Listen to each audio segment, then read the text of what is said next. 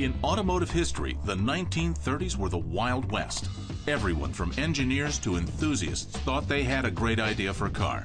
Hundreds of companies created limited edition cars for everything from the racetrack to the social circuit. Companies like Sunbeam, Talbot, and Duroc created some of the most unique, classic, and never-to-be-repeated cars in history.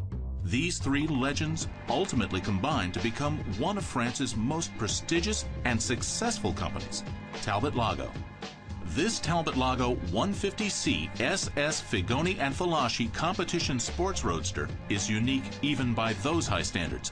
This car had a long racing history before it started a second life with a brand new body from Figoni and Falaschi. The new owner, Alson Finley, wrote a letter to the bodymakers upon delivery of his new car. "I find the body that you put on my Talbot is a real work of art," he wrote. "I hope that this style of body will bring you real success in the future." It's an open car. It has cut-down doors, swoopy fenders. Figoni was taking its influences off airplanes and the pontoon shapes of an airplane, and Joseph Figoni confides that it was also the shape of a woman, very influenced by the human shape, and he thought that this car would really make some statements.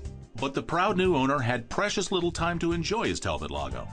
The outbreak of World War II sent this car into exile.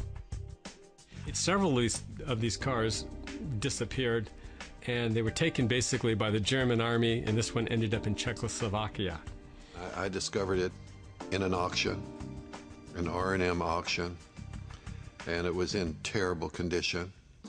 A dedicated team restored its fold-down windscreen, cut-down doors, leather hood strap, and competition lights, integrated into its sporty front end. What is remarkable about this car is it has its original body. A lot of these cars lost their bodies, they had to have them remade, or they were highly modified, but this car actually had its own sheet metal. And it's a very special thing that the car was complete and not, destroyed by somebody or hit by a truck or made into scrap metal during a war of metal drive. It's a very unique car. Still has its racing characteristics.